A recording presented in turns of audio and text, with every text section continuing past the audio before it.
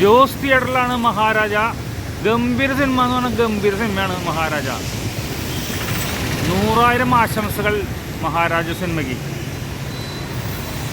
Hi, നമസ്കാരം. ദാസേണ്ണാണ് തൃശ്ശൂരിൽ നിന്ന്.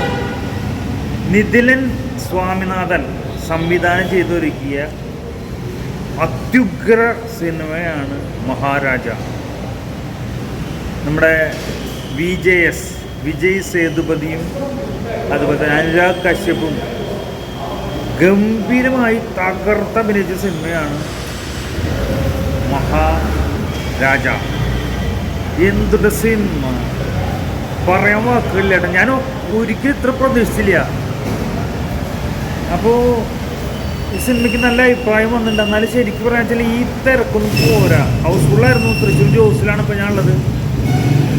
ഈ തിരക്കൊന്നും പോരാ. ഗംഭീര സിനിമ എന്ന് പറഞ്ഞാൽ ഗംഭീര സിനിമയാണ്. ഇത്രയ്ക്കും എന്താ പറയുക, സംവിധാനം, അതിന് തിരക്കഥ, സിനിമ എടുത്തിട്ടുള്ളതൊക്കെ എന്ത് രസമായിട്ട് തമിഴന്മാരെ സമ്മതിക്കുന്നുണ്ട്. തമിഴ് സംവിധായകരൊക്കെ സമ്മതിക്കണം.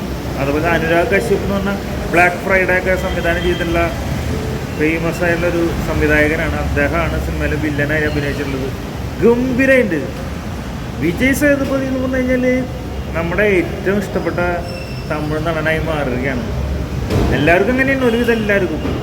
പിന്നെ ഈ സിനിമയിലെ കുറേ പ്രത്യേകത എന്താണെന്ന് വെച്ച് കഴിഞ്ഞാൽ നമ്മുടെ മമ്മൂക്കയുടെ ടർബോ എന്ന സിനിമയായിട്ട് കുറേ ബന്ധമുണ്ട്. കാരണം ടർബോ എന്ന സിനിമയും ഈ സിനിമ ഏകദേശം ഒരു സമയത്താണെന്ന് ഷൂട്ട് ചെയ്തെന്ന് തോന്നുന്നുണ്ട്. അതിൽ കുറേ കഥാപാത്രങ്ങൾ അഭിനയിക്കുന്ന തമിഴ് നടന്മാരൊക്കെ ഇതിലും 2 സിനിമയിലും സെയിം ആളുകളൊക്കെയാണ്. അതിൽ ഈ പോലീസ് സ്റ്റേഷൻ, നമ്മുടെ ടർബോ സിനിമയിലെ SI ഉണ്ടല്ലോ, വില്ലൻ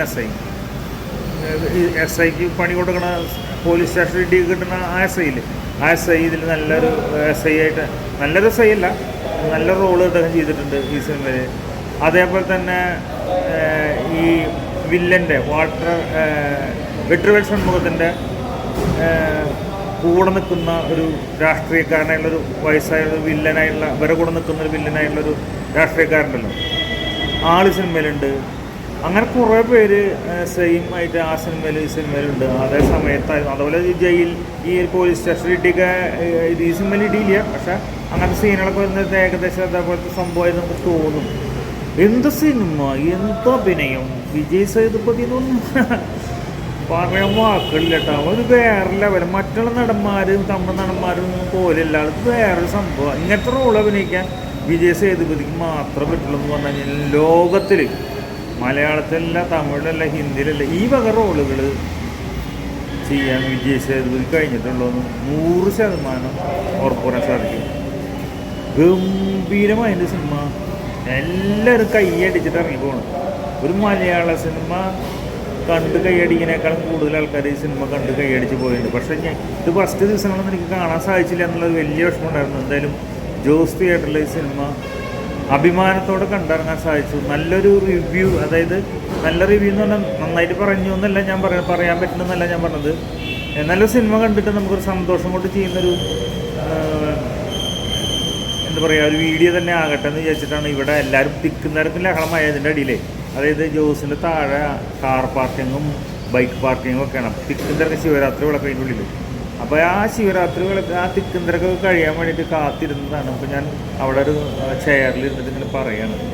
അപ്പോൾ അതിഗംഭീര സിനിമ കാണാൻ പറ്റാത്തവർ, അതായത് കാണാത്തവർ എത്രയും പെട്ടെന്ന് ഈ സിനിമ കാണണം. വയലൻസാണ് സംഭവം, കുറേ ഉണ്ട്, വയലൻസ് സംഭവങ്ങൾ തന്നെയാണ്.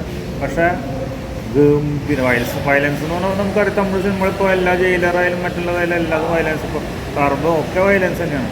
വയലൻസാണ് ശരിക്കും ആൾക്കാർക്ക് കൂടുതൽ ഇഷ്ടം തോന്നുന്നു. വയലൻസ് തന്നെയാണെങ്കിലും ഗംഭീര സിനിമ തന്നെയാണ്, സംശയമില്ല. മൈന തന്നെ ക്രീ ക്രൂ സുരേഷ് തിരിഞ്ഞ് നോക്കി മുറ്റത്തൊരു മൈന, തവിട്ട നിറത്തിലുള്ള തൂവൽ, മഞ്ഞ കൊക്ക്, കഴുത്തിന് താഴെയും ഉണ്ട് മഞ്ഞ നിറം. സംശയമില്ല, മൈന തന്നെ നമ്മൾ പഠിച്ചില്ലേ സ്കൂളിൽ. അതേപോലെ സംശയമില്ല, മഹാരാജ തന്നെ. ഓക്കേ.